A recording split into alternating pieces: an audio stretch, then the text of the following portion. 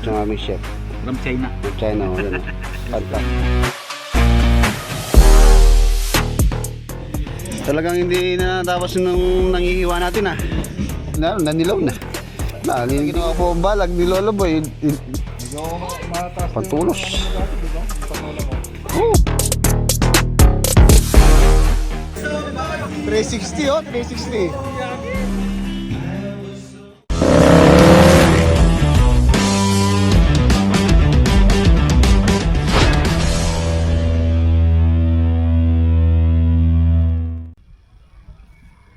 Good morning. Mga boss, welcome back po dito sa ating channel. Sunday po tayo ngayon. So update tayo dito sa baha, dito sa farm. Yun o. Bale ngayong araw mga boss, merong kaming kina Parloy. Meron pong sina si Parloy ngayon. Makita-kita po kayo mamaya doon. Sina paring Jimmy, paring Mac. Ayan, tsaka mayroon mga bisitang darating. So, mamaya pupunta po tayo doon. So ngayon, update tayo dito sa baha. Ayun na po yung tubig dito. Umabot siya doon sa ilalim ng beam. So halos humupa na po siya ng at least mga dalawang hollow blocks, or kung nasa 16 inches. Ayan, 16 inches. 16. Yung isang hollow blocks, ang size niyan is 8 inches yung height.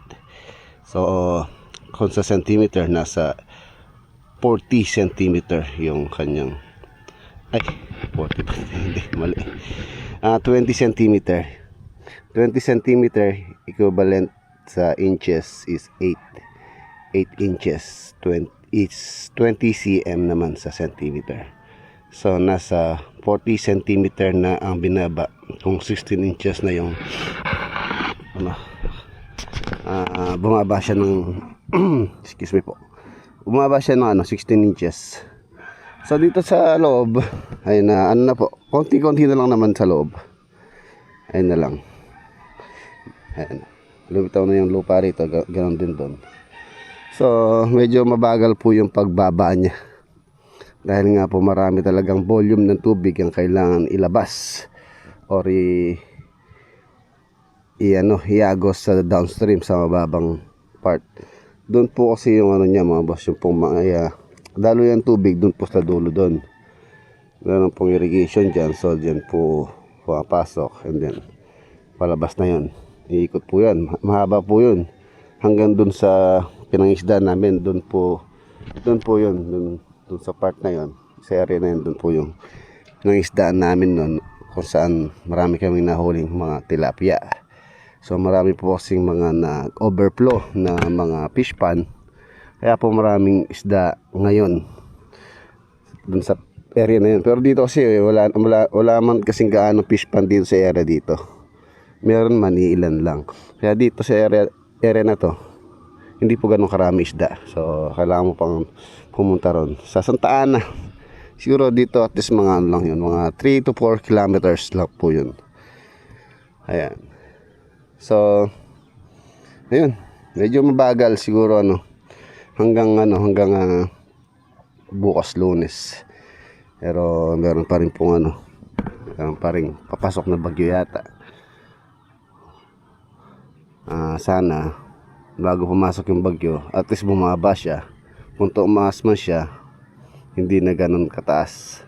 Yun yung inaalala ko.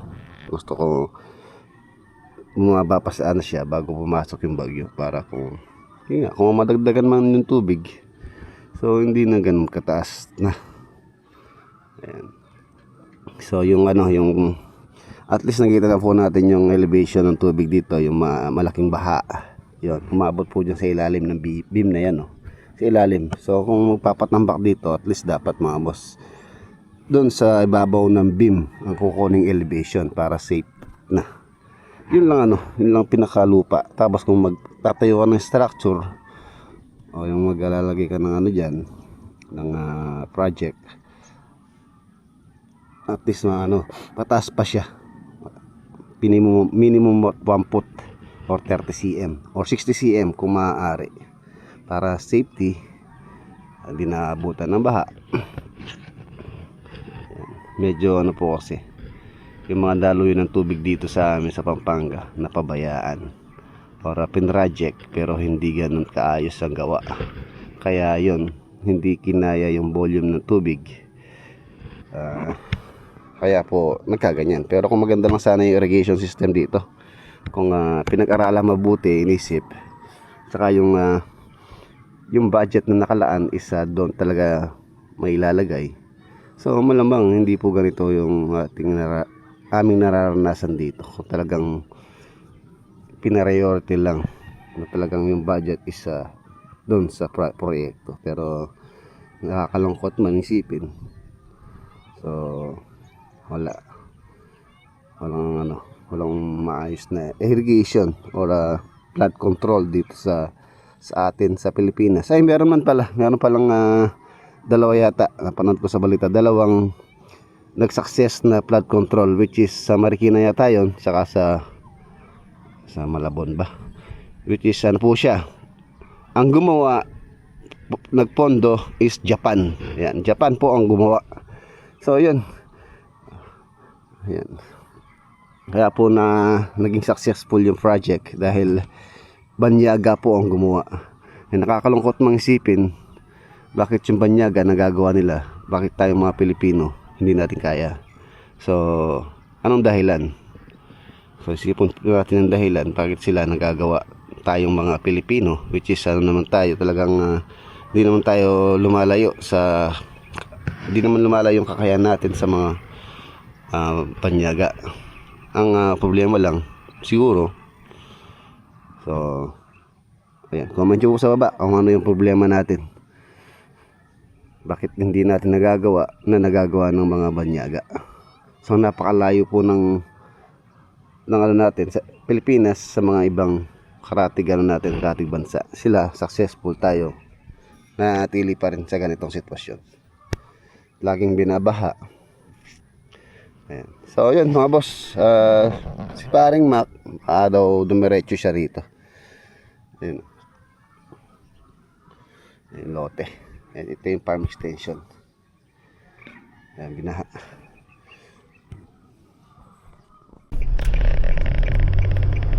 Ayan, papunta na po tayo dito sa bahay nila parang Louie. Si parang Louie, ayan, tsaka si paring Mike, nagkakilala po kami sa social media, sa YouTube. So unang nakilala ko si paring Mike. Ayan, sa mga langit naman yung kanyang kaluluwa na yun nga po, nakakalungkot. Dun pa sa ibang bansa po siya binawian ng buhay. Update po pala sa kanya, hindi pa po nakakauwi yung kanyang labi. Bali kasabayan na lang daw pag-uwi ng kanyang kapatid na nasa US din kasama niya. Pag-uwi niya siguro medyo matatagalan pa. So na-cremate na po yata siya. So uwi na lang po siya dito sa atin, na abo na lang. Nakakalungkot man isipin, ang dami pa naman naming balak pag uwi niya. So yun, nakakalungkot.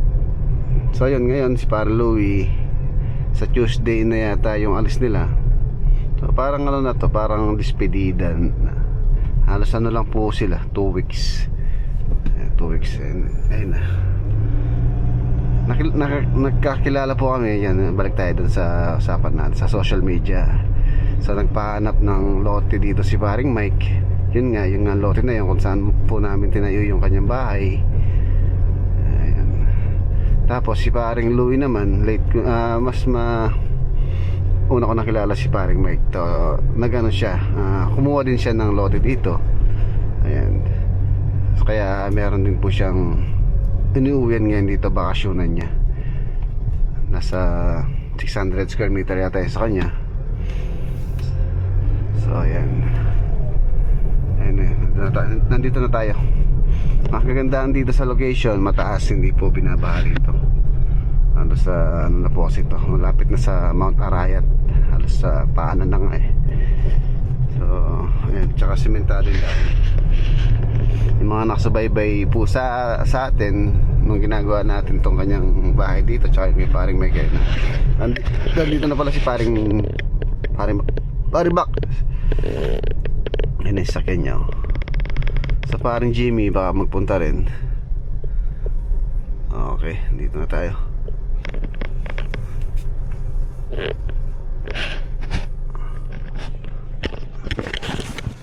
Dito na sila.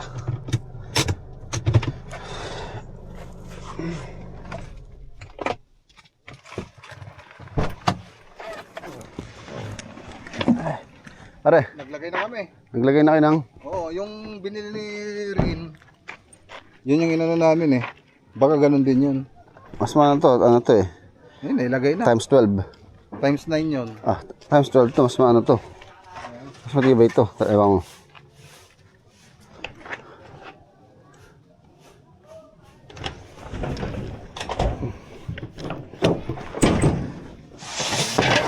Ay, ay,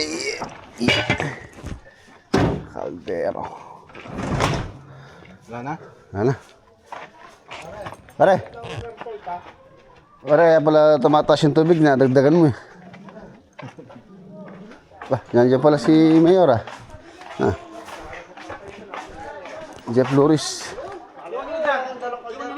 Ha? Iwan nyo na dyan. Kami na magbubuhat dyan. Eh, ganun lang pala eh.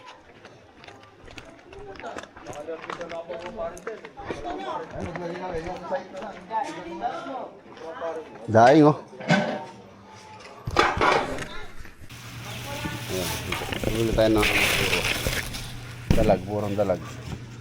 Ito yung bagong chef, si Assistant chef ni... Master Chinito. Assistant. Galing Tarlac, pare Mac. Ano po ito, import? Import yung aming chef. From China. From China, oh, yan oh. Fantastic China. Chef Denden. Chef Denden po. Siya po yung ano, assistant chef si Denden. Siya yung master chef. Baliktad ah. Magluluto din kami ng ano, ng kinilaw na bangus. Yan yung kinilaw na bangus ito. Pinaano ko na yan, pinaboneless ko na. Kilawan pala to. Ito, kinilaw. Akala ko, daing. Pinaboneless ko pare, pinatanggal ko na yung ano, tinik. Para hindi na tayo mahirapan Nagpinik na. tanggal ang tinik. Ito yung bahay na ginawa namin. Ano po yan, loft, 2 kwarto po yan. Tapos ito yung kay paring Mike. Nakakalungkot. Parang na-imagine ko na nandito siya. Hindi rin po natapos itong kanyang dream house.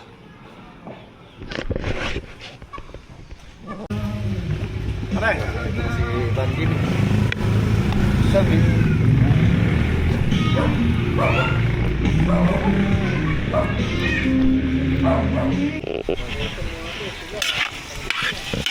Kalderetang kambing.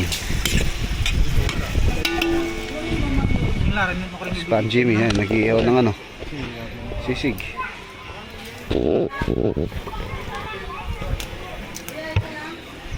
Kinilaw. Kaya saan naglipat na to, ito yung lalagyan na ano, nung kamukha na nun yung aluminum.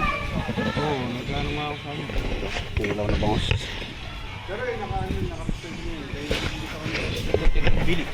Oh, yung bag.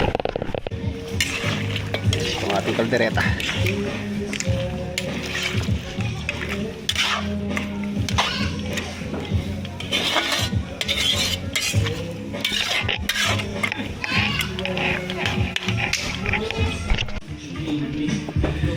Talagang hindi na natapos nung nangihiwa natin ah. Ah, pare? Ha? Mabilis? Mabilis yan. Ayan na, gina natin ng ano.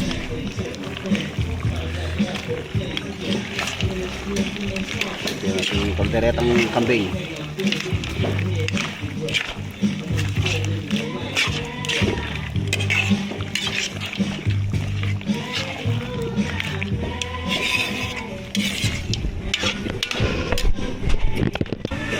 Hello po.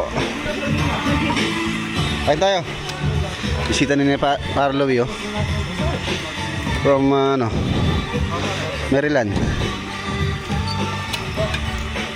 Ito na lang yung huli. Sisig. Ang dami oh. Pare, ang dami. Oh, tayong ano lang, bilang lang tayo. 2, 4, 6. 7 lang tayo. Maubos kaya natin to.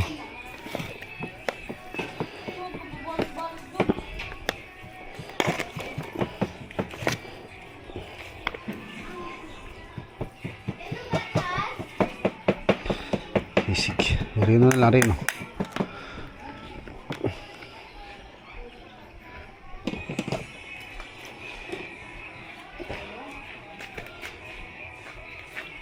Isang oras na doon rin eh. Wala na ba? At 3 sana.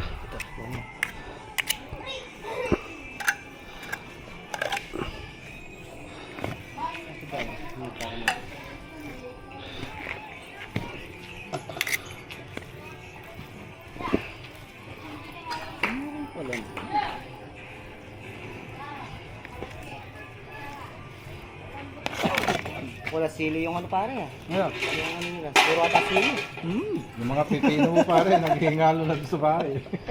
Ay, yung binigay mo sa akin pare, nanilaw na. Wala, hindi mo itanim. Walang tatamnan. Huwag ka lang kung mabubuhay yung mga yun. Lubog yan. Sobrang sa tubig eh. Mahina ang ano sa tubig. Pipino no. Patula pa pwede. Yung sa akin din patola, ginawa ko po ang balag ni Lolo Boy. Sakto lang umaakyat. Wala, patay na. Bumuli pa mo ako ng ano, ng Medyo mataas Pantulos. yung ano mo dati, di ba? Yung patola mo. Oo. Salubog, patay. Ito yung aming taster. Kaya hindi pa approve pa sa kanila to. Hindi pa lang pwede. Para, tingnan mo. Ayos. Ayos na? Ayos. Hindi maalat, hindi matabang. Anong kulang? Ang tama lang. Maganda yung pagkakaiwa ni ano, Chinito? dito. Nakuha sa hiwa eh. Pagod yung kayang dyan na. Durugan? Durugan mo na yan. Loko ko pa rin po.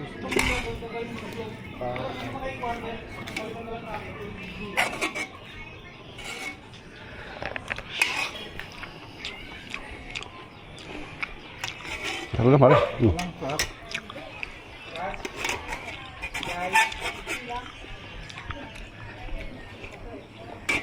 Terus lang.